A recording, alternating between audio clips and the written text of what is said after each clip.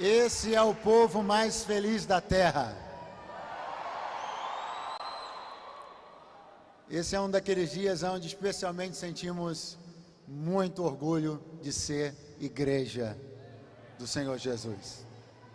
Quero cumprimentar a todos com a paz do Senhor esta noite e dizer a vocês da imensa alegria de estar hoje aqui. Quero agradecer ao Bispo Júlio, à pastora Érica, todo o time de pastores da Igreja Cristã Mundial, com quem o Senhor me permitiu estabelecer uma aliança sólida e de cooperação mútua, aonde, na verdade, eu muito mais recebo do que dou. E eu quero agradecer a Deus por isso, pela certeza de que o Senhor nos aproximou no seu tempo perfeito e tem permitido com que, neste período, eu tenha tido tantas oportunidades de servi-los e sempre faço isso com muito ânimo, empolgação e alegria. Estou feliz por estar nos 20 anos desta igreja. Sou sabedor de que minha história se entrelaçou à de vocês há não muito tempo, então é uma honra ainda maior, ainda assim, ter sido lembrado em meio a tantos amigos, tantos homens e mulheres de Deus, Brasil e mundo afora, que gostariam muito de estar aqui no meu lugar, que estão se segurando para não estar com inveja agora, graças a Deus. Estão pedindo para Deus cobri-los com o sangue do Cordeiro. E eu quero agradecer a Deus por isso. Muito, muito, muito obrigado. A festa está linda. Linda, linda, linda. Seja o nome do Senhor louvado para todos sempre. Queridos irmãos, eu quero compartilhar com vocês uma palavra de Deus. Gostaria de pedir a você que abrisse a sua Bíblia no Evangelho de Jesus, escrito por Lucas, capítulo de número 23.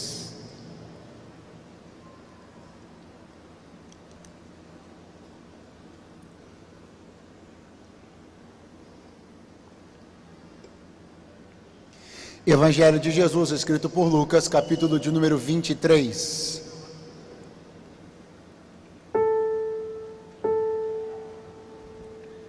Versículo de número 8. Evangelho de Jesus, escrito por Lucas, capítulo 23 e versículo 8.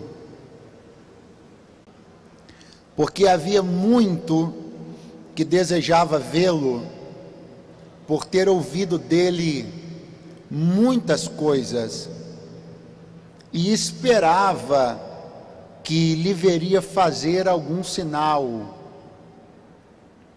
E interrogando-o com muitas palavras, interrogava-o com muitas palavras, mas ele nada lhe respondia.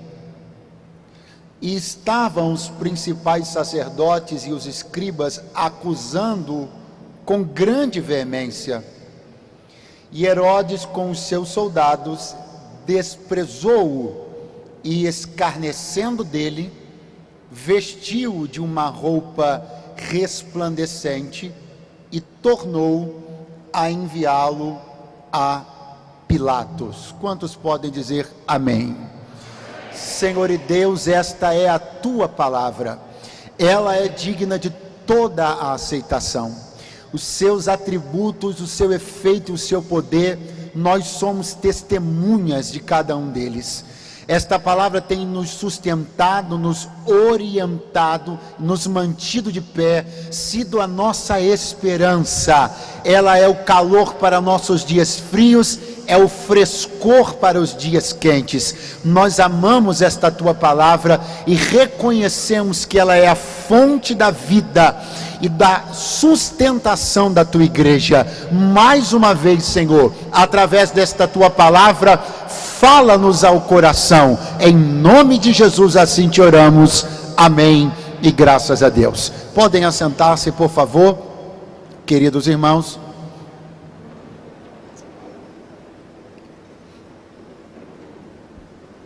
Eu não sei se é possível nós retomarmos a iluminação como estava logo que eu assumi a palavra. se não for prejudicar nada em relação ao vídeo, se for possível, não for atrapalhar em nada, eu prefiro... Oh, que maravilha! É porque não é todo dia que você fala, vamos pôr, né? Eu quero olhar para todos vocês melhor. Glória a Deus. Seja Deus louvado. Quantos estão me ouvindo bem? Quantos estão me ouvindo alto e claro? Pode dizer amém? Graças a Deus. Queridos irmãos, os momentos finais da vida e do ministério terreno de Jesus foram cercados, como vocês sabem, de muita pressão no ponto de vista emocional, espiritual, religioso, social, político, etc, etc, etc. Portanto, esses momentos exigiram de Jesus muito autocontrole. Esses momentos exigiram de Jesus muita ponderação, muito equilíbrio, muita presença de espírito. Afinal de contas, como você sabe, e eu também, é muito normal que nas situações de pressão, as nossas atitudes se atrapalhem. Nas situações de pressão, algumas pessoas demonstrem fraqueza de conceito, de valor.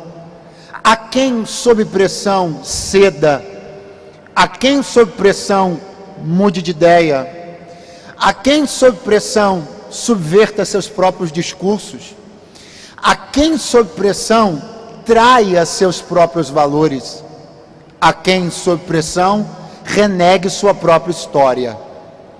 Grandes pessoas já fizeram grandes vexames quando estiveram sob pressão.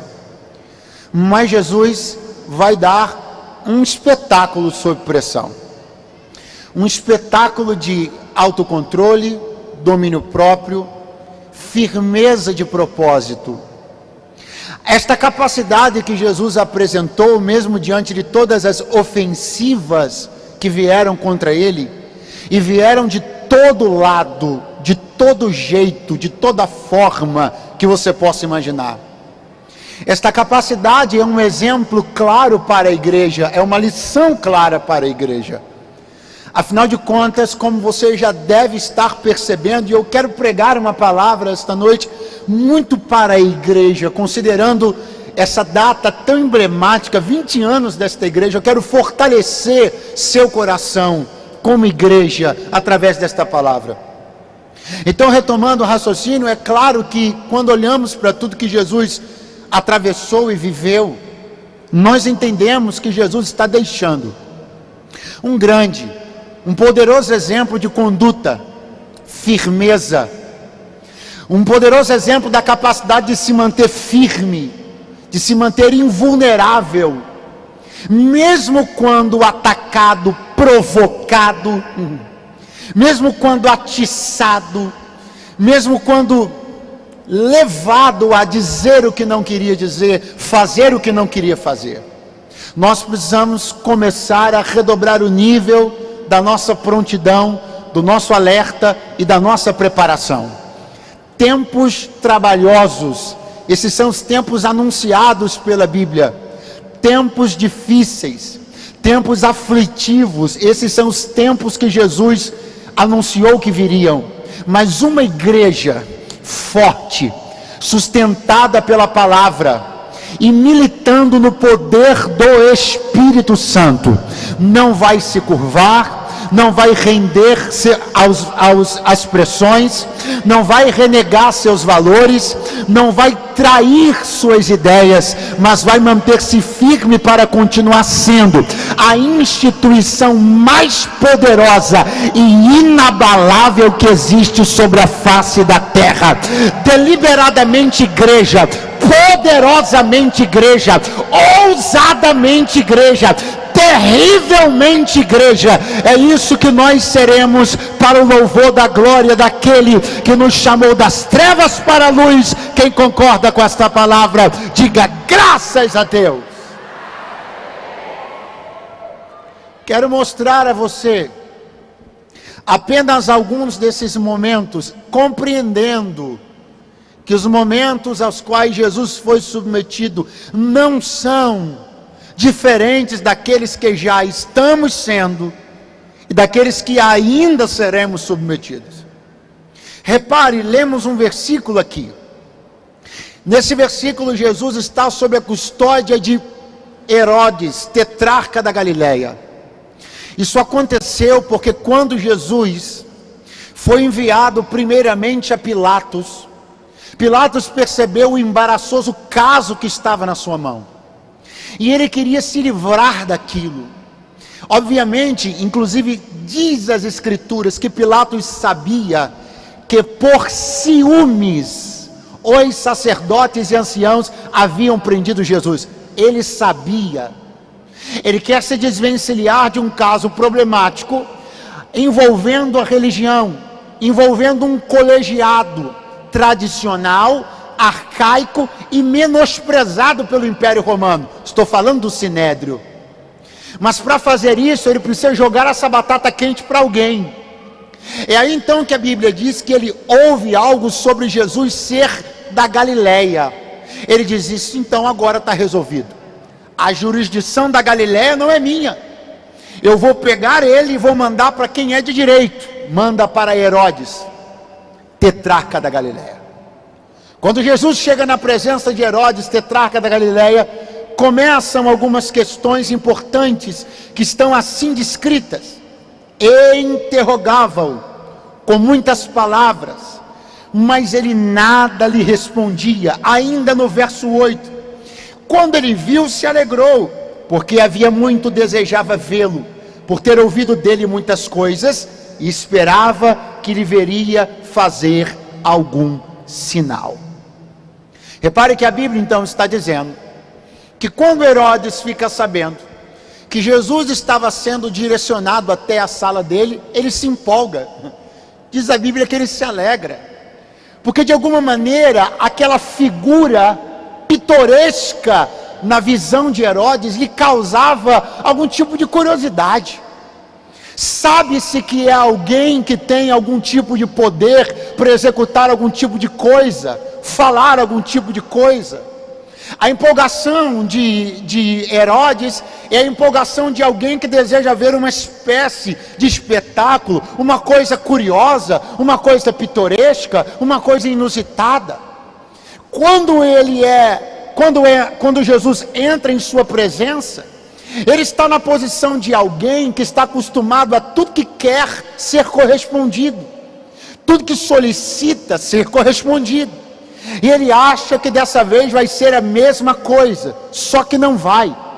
E eu já começo aqui dizendo que isso tem uma coisa maravilhosa, deliciosa, que um crente tem a capacidade de experimentar, é frustrar a expectativa de alguém que pensa que você vai corresponder como todos, mas vai descobrir que você não é como qualquer um.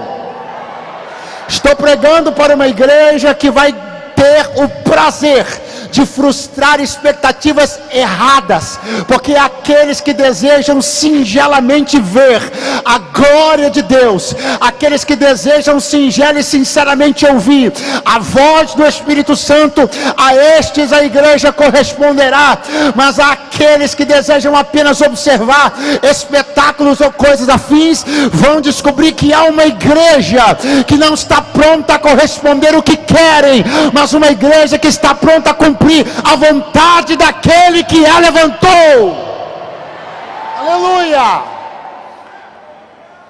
Essa coisa, ela começou desde que Jesus foi preso. Quem me ouve, diga amém.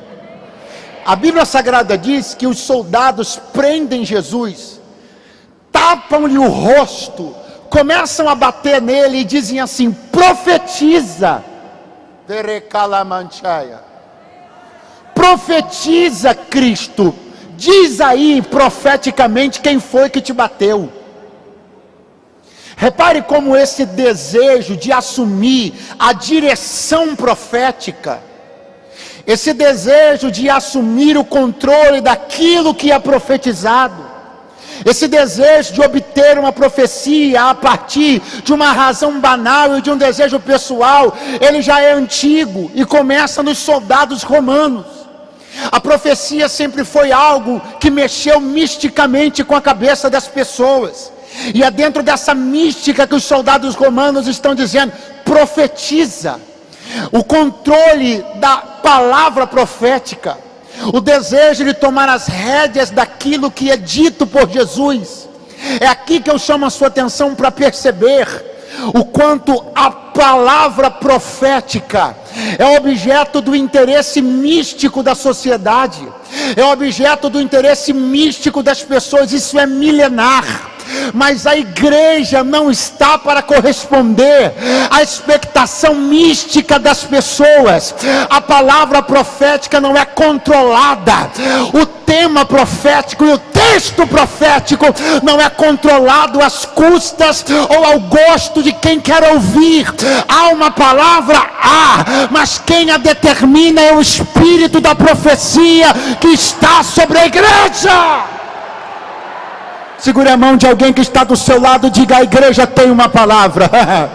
Há uma palavra profética na boca da igreja, mas quem dirige esta palavra é o Espírito. Não é Roma quem determina o que vai ouvir, não é César quem determina o que vai ouvir, não é Herodes quem determina o que vai ouvir. Eu creio que há um Espírito que governa sobre as canções que cantamos, as mensagens que pregamos, os livros que lemos e aquilo que ensinamos. O dia que esta direção sair das mãos do Espírito, estaremos irremediavelmente perdidos. Mas enquanto esta batuta ainda estiver na mão do Espírito Santo, nós ainda seremos igreja. Aleluia.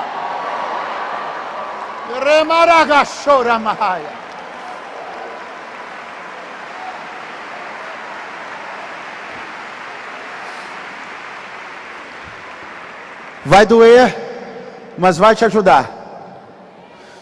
O que os soldados romanos disseram para Jesus? Profetiza quem foi que te bateu. Eles põem alguma coisa na cabeça de Jesus, começam a bater nele e dizem assim: fala quem te bateu, profetiza quem te bateu. Use o tempo e a palavra profética para fazer uma denúncia dessa natureza. Quem te feriu? Quem te bateu? Quem te incomodou? Quem te contrariou? Jesus não abriu a boca para dizer nada, porque a palavra profética, ela não pode ser usada para uma razão tão pequena. A palavra profética na boca da igreja não é um instrumento. A oportunidade da fala, o momento de se dirigir às pessoas, não é um momento de ficarmos falando a respeito de quem nos cutucou, quem nos machucou, quem nos bateu, quem nos isso, quem nos aquilo.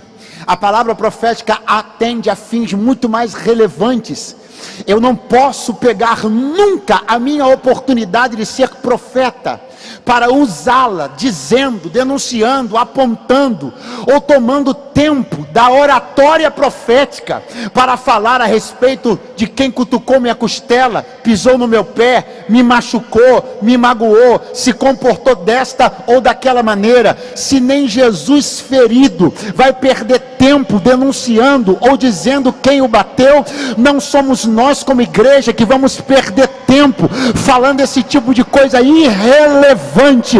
O Senhor está vendo, está cuidando, está tratando. Não ocupemos o tempo profético com questões de menor relevância.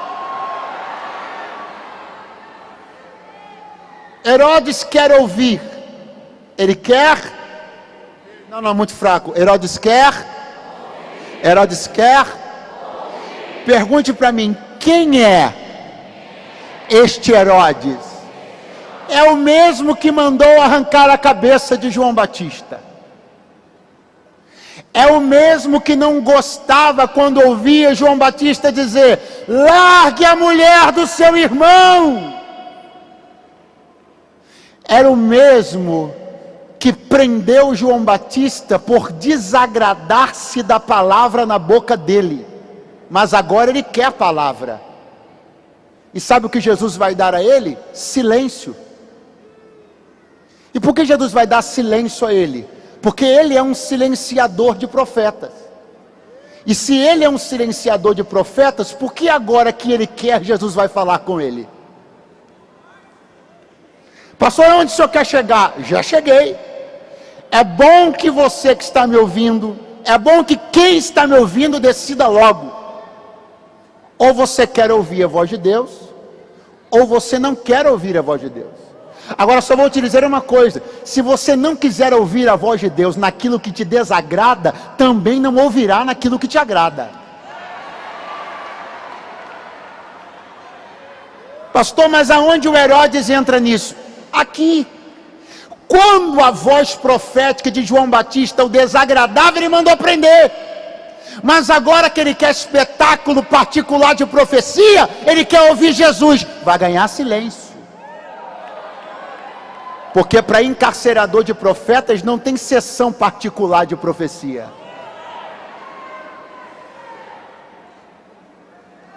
Jesus é tocado por uma mulher com fluxo de sangue. Jesus entra na casa de um publicano. Jesus come com pecadores. Jesus conversa com a samaritana. Jesus para a logística do seu ministério para conversar com uma mulher sentada numa fonte. Não é a importância da pessoa, é a importância que a pessoa dá à voz. Vou repetir. Não é a importância da pessoa, é a importância que a pessoa dá à voz.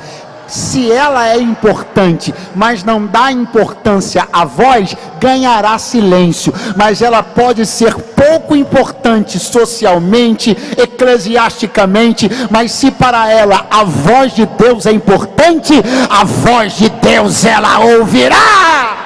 Glória a Deus! Glória a Deus! É dentro de uma sala, é um momento íntimo, é um momento particular, e Herodes quer um espetáculo particular, ele quer ouvir, mas Jesus sabe quem é ele, Jesus sabe que ele trabalhou deflagradamente para calar a voz de João Batista, primeiro quando prendeu e depois quando foi fraco, atendendo ao pedido de Herodias para mandar matá-lo. Jesus sabe quem ele é, Jesus sabe daquilo que ele costurou nos bastidores para silenciar a voz profética, Jesus sabe os gestos políticos que ele manobrou para calar a voz que o incomodava. Então agora não venha querer ouvir, não vai ouvir, porque as costuras que os homens fazem, todas elas Deus conhece. Tanto aqueles que agem deflagradamente, como aqueles que agem obscuramente, tudo o que eles fazem, Deus sabe. Só que um dia, alguém vai querer ouvir a voz de Deus e vai ganhar silêncio. Então é bom que enquanto ainda dá tempo, seja o que te desagrada, seja o que te constrange, seja o que te deixa com raiva, ouça tudo que Deus quiser te falar, porque enquanto Deus estiver falando com você, é o melhor que você pode ter. Porque se você pensa que é ruim ouvir a correção de Deus, ruim é ter o silêncio dele. Aleluia. Uracanta lama cheia, urimika lama chorabaia, reia nagalaia choromo corevas. Escute. Olha o que está escrito aqui. E Herodes com seus soldados desprezou, e escarnecendo dele, vestiu de uma roupa resplandecente. Olha que coisa curiosa isso aqui. Herodes vai pegar uma roupa e vai colocar em Jesus. Agora veja que coisa curiosa. Ele estava um tempo tentando tirar alguma coisa de Jesus, seja sinal, seja palavra. Ele não conseguiu tirar nada. Sim, ok? Não foi isso que aconteceu? Quem me ouve, diga amém. Vamos de novo. Herodes estava um tempinho ali, tentando tirar alguma coisa de Jesus. Tira a palavra, Jesus não dizia nada. Tira um sinal, Jesus não dava nenhum. Ele tentando tirar, não conseguia. Tentando tirar, não conseguia. Ele cansou, o que ele fez? Pegou uma coisa dele e colocou em Jesus. Como ele não conseguiu extrair nada de Jesus para ele, o que ele tentou? Pegar uma coisa dele e colocar em Jesus. Isso aqui está acontecendo porque Jesus está jogando luz e dizendo assim: se prepare, igreja, porque é isso que vão tentar fazer. Quando vocês não atingirem as expectativas deles, quando eles não forem alcançados no que querem ouvir e agradados no que querem ver, quando não conseguirem tirar de vocês para eles, eles vão querer colocar deles em vocês. Eu não vim aqui jogar conversa fora.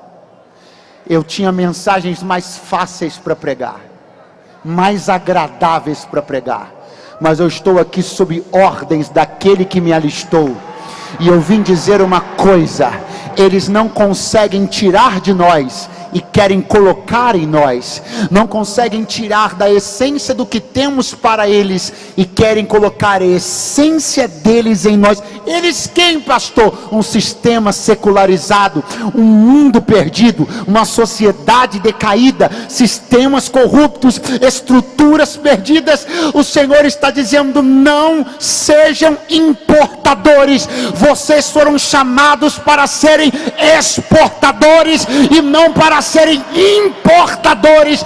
Essa balança comercial só pende para um lado só. A igreja não importa nem cultura, nem valor, nem discurso, nada. A igreja só exporta avivamento, palavra, paz. Nós somos exportadores. Rebaia cheia. Segure a mão de alguém que está do teu lado, dá uma acordada nele e diga assim: todas as vezes que o mundo tentar tirar algo de nós e não conseguir, eles vão tentar colocar algo deles em nós, mas nós somos impermeáveis pelo poder da palavra, invulneráveis pela autoridade da unção de Deus. Eu não sei você, mas esse lugar está começando a ficar pequeno para a glória de Deus que está entrando aqui. Isso é igreja.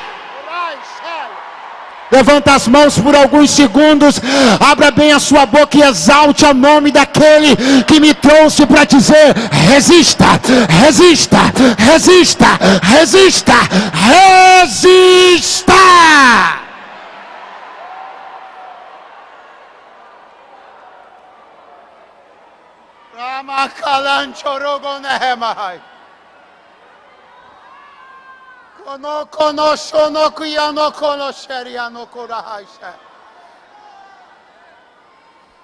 Tenta tirar uma palavra dele, ele não fala. Tenta tirar um sinal, ele não dá. Aí Herodes diz: se não sai nada dele para mim, vou pôr uma coisa minha nele. E Jesus está lá, como ovelha muda, mas no espírito e em espírito ele está dizendo com a igreja: observe bem, porque quando eles quiserem tirar de vocês palavras convenientes a eles, quando o mundo quiser ser agradado por vocês e não conseguir, eles vão pegar o que eles têm e vão querer colocar sobre vocês. Atenção, isso aqui é tão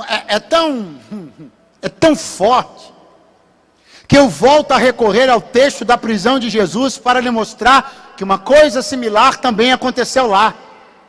Qual, pastor? Diz a Bíblia que os soldados pegam vestes e colocam sobre Jesus. Eles não se comunicaram. Quem, pregador? Os soldados romanos e Herodes. Eles não se comunicaram, eles não trocaram figurinhas. Mas perceba como eles estão alinhados num propósito, numa direção, numa ideia, numa obsessão.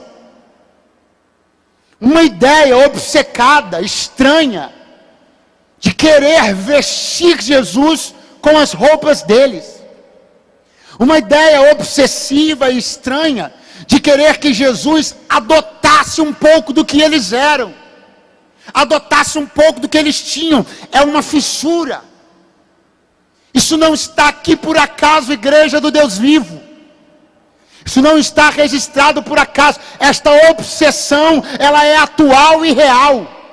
O mundo quer nos vestir. E não pense você que eu estou falando propriamente, porque passa um pouco por isso. Mas obviamente que naturalmente não falo disso aqui. Não falo disso aqui. falo que o mundo quer nos vestir, porque quer nos formatar. Quer nos vestir porque quer que nos confundamos a outros, quando visto por todos. Quer que sejamos assimilados. Quer que entremos em processos de similaridade, produção industrial, produção em série, onde todo mundo corresponde, onde todo mundo responde, onde todo mundo age e reage de uma mesma maneira sistemática. A igreja vai dizer não. Pergunte para mim, por que não? Muito fraco. Pergunte para mim, por que não? Porque a roupa brilhante que Herodes colocou em Jesus não é nada. A roupa brilhante que Herodes colocou em Jesus não significa nada. O resplendor que vem de Roma não significa nada. O brilho que é colocado, vindo de uma sociedade corrompida, não brilha nada. Não significa nada. Jesus já teve seu episódio de roupa brilhante.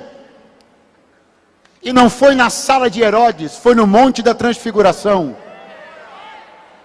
Porque o que faz a igreja brilhar não é o brilho de Roma, é o brilho que vem de cima.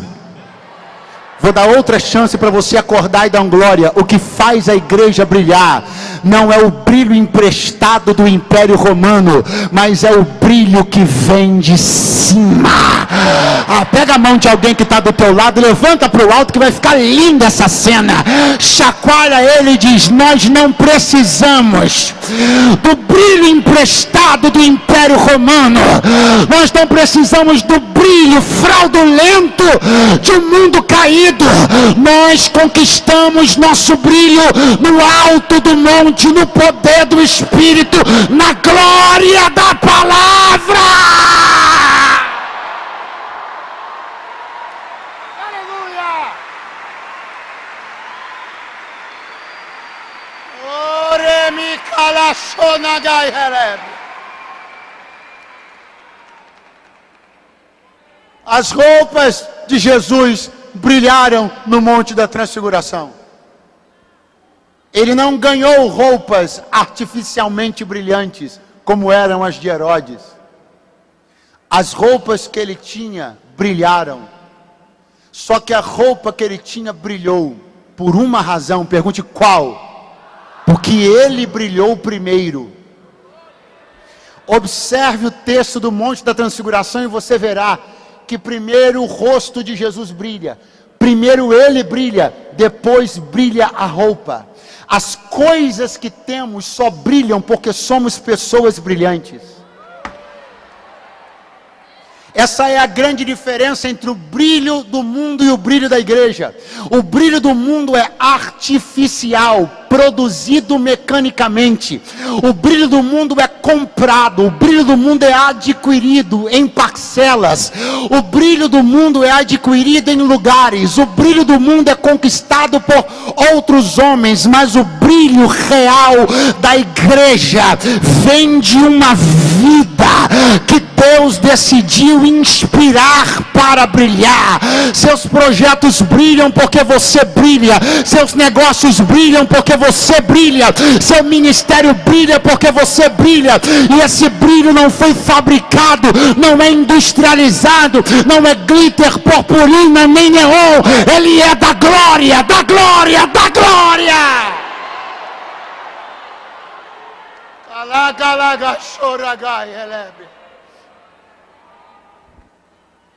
Eu já começo a concluir. Agora olhe para cá. Porque eu estou vendo este homem desesperado. Estou vendo este homem chateado, atribulado, perturbado. E vai mandar Jesus de volta para Herodes. Agora eu quero me ater com você a um último detalhe para concluirmos. Lembrando-me ainda do episódio sob pressão que Jesus sofre na prisão, na captura dos soldados romanos. Passamos pela observação de que os soldados romanos pedem uma profecia. Passamos pela observação de que os bofeteavam. Passamos pela observação de que o vestiam com vestes romanas. E chegamos a duas outras e últimas observações. A primeira, você sabe, diz a Bíblia Sagrada, que eles teceram, atenção a essa palavra, diga comigo, teceram uma coroa de espinhos e colocaram sobre a cabeça de Jesus. Por que o senhor grifou a palavra teceram, pastor? Para lhe chamar a atenção que houve, Bispo Júlio, um trabalho manual. Teceram manualmente. Eles foram a um espinheiro, pegaram os espinhos e teceram. É um trabalho manual. Teceram até que aquilo tivesse o formato de uma coroa. Me espanta perceber que eles ignoram o quê? O risco inerente a manipular os espinhos. E por que eles ignoram?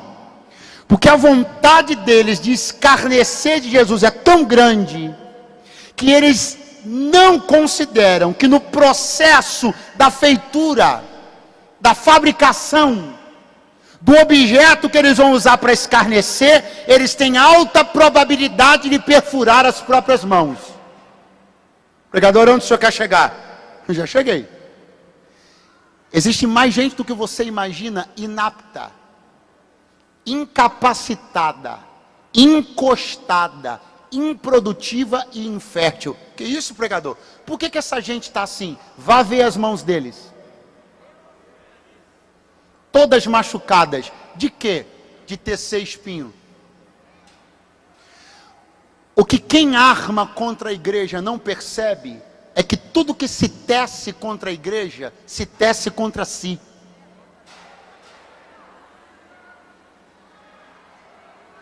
Tem gente que largou os trabalhos que fazia, largou a excelência do que produzia, perdeu capacidade de produção, de fertilidade, de inventividade, de criatividade, e alguém não está entendendo por quê. Vá ver o histórico dessa pessoa, o que ela teceu contra a igreja. Porque não há quem teça contra a igreja e não saia com a mão furada.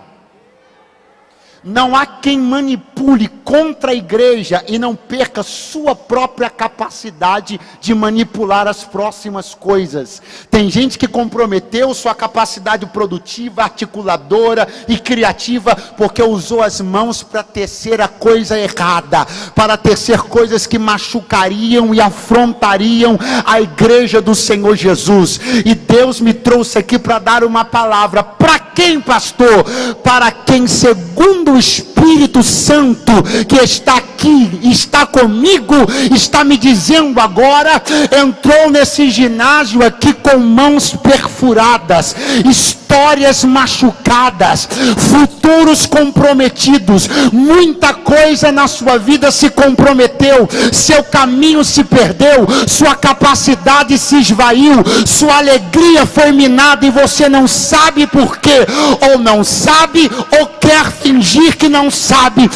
Lembra-te do que tu fizeste, do que tu falaste, contra quem falaste, e aproveita esta noite, porque assim te diz o Senhor: eu posso sarar as tuas mãos e esquecer o que você fez contra o meu povo, porque eu vou te levantar e ainda vou fazer de você testemunho para louvor da minha glória. Eu não estou brincando aqui não.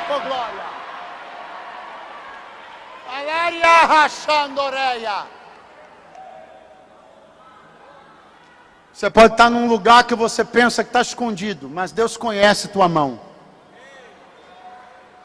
Você pode estar assistindo pela internet agora, se perguntando por que tua vida está o fiasco que está, e Deus me mandou te dizer: dê uma olhada na sua mão, dê uma olhada no quanto você se perfurou quando tentou prejudicar quem eu defendo.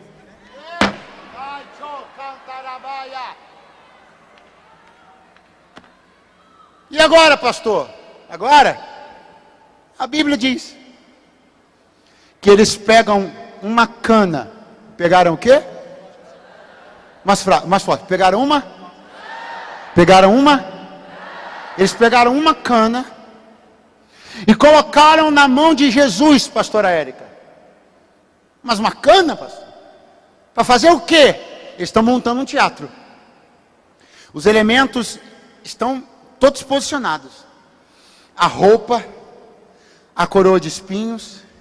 Agora vem o grande finale. Eles pegam uma cana e colocam na mão de Jesus. Veja o que eles estão montando. Coroa, veste, cetro. A cana está na mão de Jesus para representar, ironicamente, um cetro. Pastor, o que é um cetro? É aquele objeto longilíneo, com uma vara, que fica na mão dos reis. Um objeto que está ligado a uma palavra que eu peço para você repetir, enquanto... O Lucas já vem direto agora, pastor, é isso? Então, vamos embora. Então, está ligado a uma palavra. O cetro está ligado a uma palavra que eu peço para você repetir, para a gente encerrar agora. Diga comigo, autoridade. Você pode fazer melhor. Qual é a palavra? Pela autoridade nos movemos. Autoridade é uma chave que dá entrada, acesso, crédito, no discurso, autoridade. Na oração, autoridade. Com as multidões, autoridade. Tete a tete, autoridade. O que não pode faltar, pregador? A mim, autoridade. O que não pode faltar à igreja brasileira? Autoridade. Como é que é a palavra? Não é uma autoridade constitucionalmente reconhecida. É uma autoridade espiritualmente reconhecida. Não é a autoridade de assinar e deliberar. É uma autoridade que transcende as questões convencionais e institucionais. É uma autoridade para militar no mundo do espírito. E eu trago aos senhores e às senhoras o último ato, a última tentativa de escárnio no momento de pressão que Jesus vive. Qual pregador? Eles pegam uma cana, colocam na mão de Jesus, para que aquilo representasse um cetro. Cetro este que representa o que mesmo? Muito fraco. Cetro este que representa o que mesmo? Só que existem algumas básicas diferenças entre a cana e o cetro. O primeiro é a nobreza. Porque há uma diferença de valor muito grande entre uma cana e um cetro de ouro. Sim ou não? Então aí vai a primeira característica da autoridade que o mundo quer que a igreja tenha. Ela é empobrecida. Ela não tem nobreza. Ela custa qualquer coisa e é adquirida por qualquer um, como uma cana. Mas o segundo aspecto é tão interessante quanto o primeiro.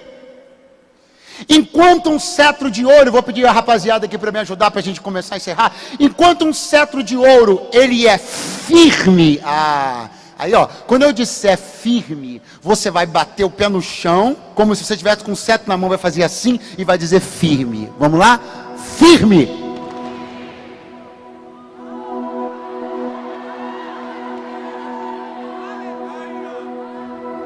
Enquanto o cetro de ouro é firme, inflexível. Enquanto o cetro de ouro representa uma autoridade que não é curva, não é flexível, ela é firme e estável, independentemente do nível de pressão que se exerça sobre ela. Enquanto isso, a cana é maleável e quebra fácil. Se você exercer pressão sobre a cana de cima para baixo, ela se arqueia, sim ou não?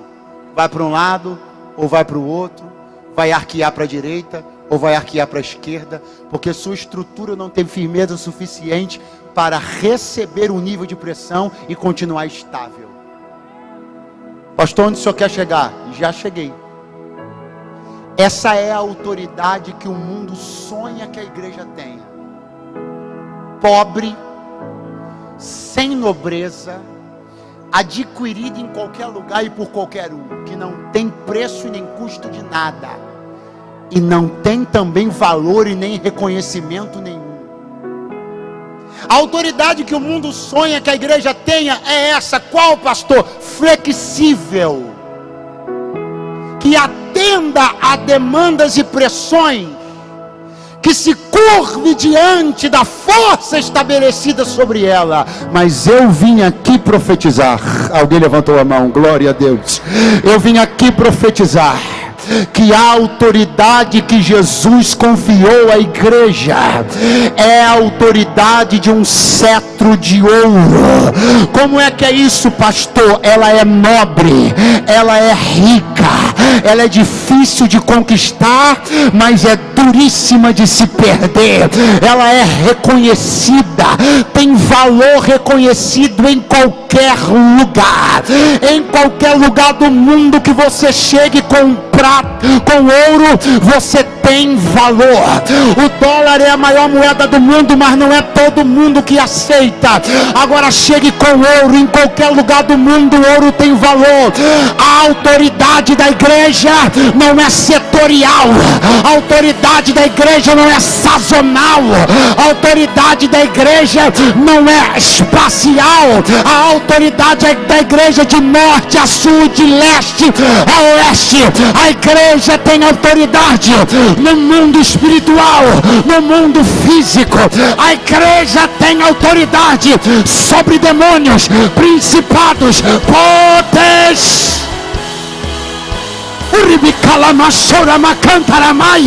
Levante a sua mão mais alto que você puder.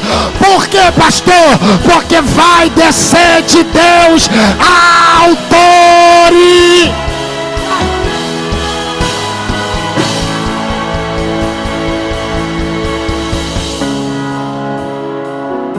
Eles vão apertar, mas a autoridade da igreja não é flexível. Eles vão tensionar, mas a autoridade da igreja não é maleável. Eles vão espremer, mas a autoridade da igreja tem a nobreza daquele que entregou a ela. Então, mãos erguidas lá no alto, mãos dadas e erguidas, uma igreja cheia de autoridade. Bispo Júlio Vertulho, na autoridade do nome daquele que me enviou, eu libero uma palavra. Os próximos anos da Igreja Cristã Mundial serão vividos num novo nível de autoridade.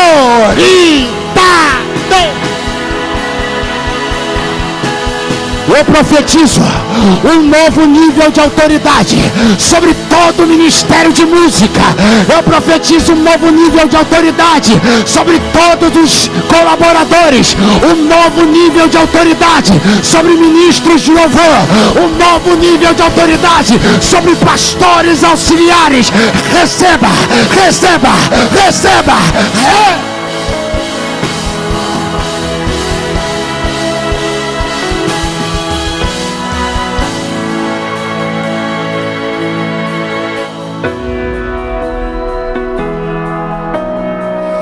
Espírito Santo da promessa, Rikalama Kalasomanai Jomenensi Refancho Kobe vai na Kombe Provassore Provanchere Canto Le Maramanchere vai. Pastor, línguas estranhas vão escandalizar os convidados especiais. Língua do poder de Deus não escandaliza ninguém. Aproveita e se manifeste, celebra, jubila.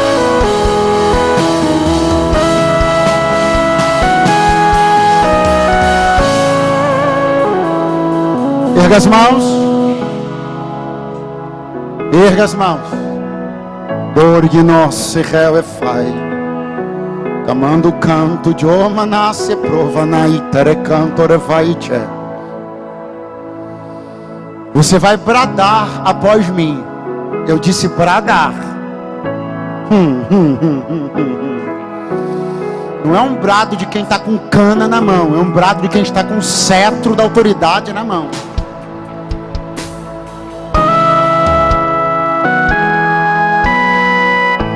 Diga bem forte após mim: eu creio que sobre a minha vida,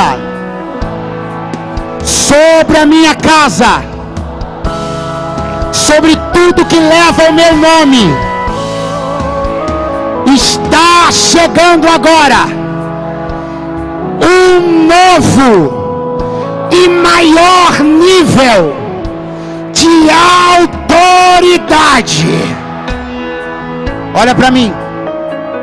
Olha para mim. Quem é pai aqui? Pai e mãe, levante a mão. Assim te diz o Senhor: a autoridade que confiei nas tuas mãos não é uma cana. A autoridade que confiei nas tuas mãos não pode se curvar a conceitos da pedagogia pós-moderna.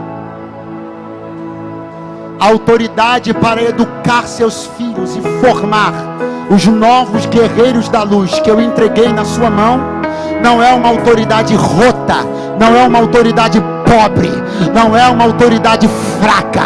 Você não vai se curvar a sistemas e esquemas quaisquer que forem. Você manterá a autoridade de educar seus filhos à luz da palavra, no padrão das escrituras e no poder do Espírito. A sociedade vai cair em cima. Os pedagogos pós-modernos, muitos deles vão ridicularizar sua fé, chamar sua educação de arcaica, obsoleta e condenável. Mas lembre-se, há um cetro de autoridade na sua mão. Ele não se curva, não se curva, não se curva, não se curva.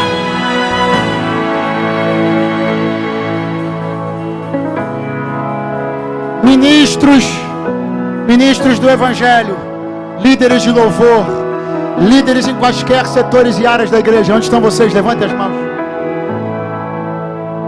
Assim vos diz o Senhor na noite deste dia: eu vos reuni aqui para vos advertir. Tempos de muita pressão estão chegando. Elas virão de toda parte. Virão de muitos daqueles que venderam simpatia e sorriso, mas vão evoluir para condenação e ridicularização. Mas assim vos diz o Senhor: mantenham-se firmes. Há um povo olhando para vocês. Imitai a fé dos vossos pastores, é o que diz a palavra. A vossa fé e conduta está sendo imitada. Líderes maleáveis, flexíveis e fracos resultarão numa igreja igualmente maleável, flexível e fraca. Não façam acordos, não vendam valores, não negociem princípios. Assim vos diz o Senhor: o que vos entreguei foi poderoso, o que vos dei não dei a todos. Honrem o que eu vos entreguei. Honrem!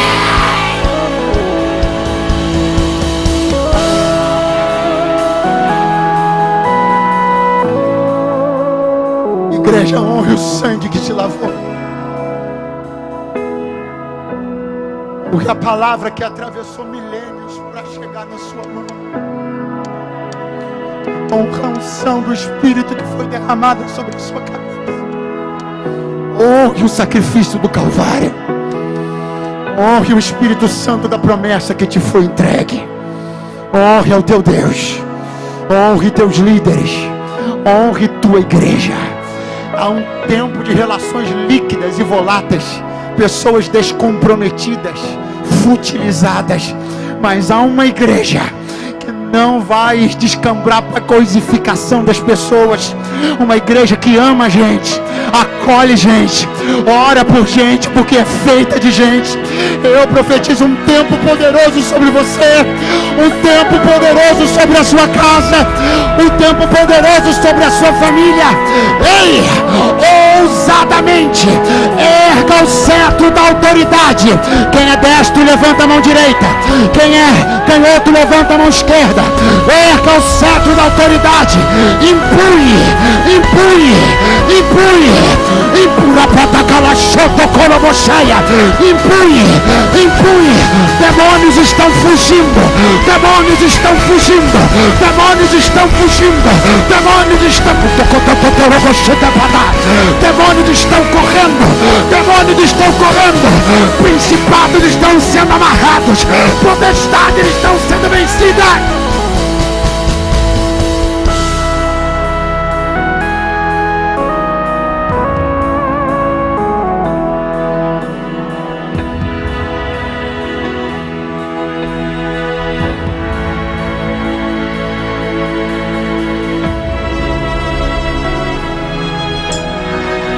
Uma onda de autoridade começa a entrar nesse ginásio agora. Receba poder de Deus. Pregue com poder, cante com poder, se mova com poder. Aconselhe.